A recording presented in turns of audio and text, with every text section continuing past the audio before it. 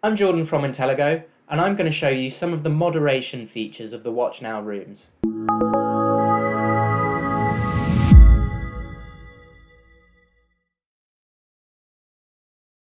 In the Watch Now area, if you're an administrator, you'll get options for moderation.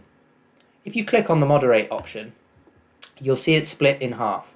You can have incoming questions if those are selected to be moderated, and you can also build polls. So for example, if a user asks a question,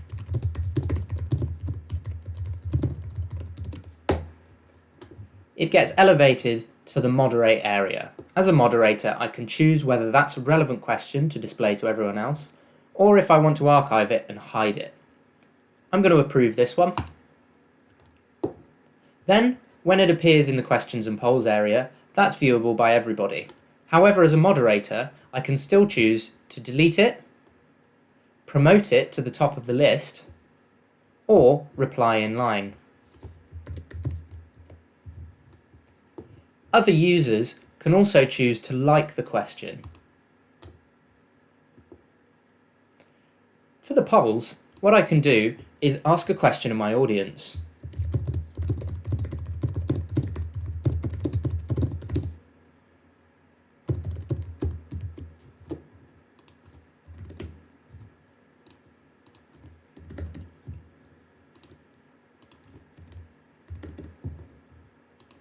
Once I've built my poll, I can save it. This is really useful if you want to set up a lot of polls in advance and you don't want to do it on the fly during the event. When I'm ready for the poll to be asked of the audience, I simply hit the play icon to open the poll for voting. Then people can select their answer, and I can see real-time updates on what the results are likely to be. If I want to then close the voting and display the results, I can do that by hitting the stop icon.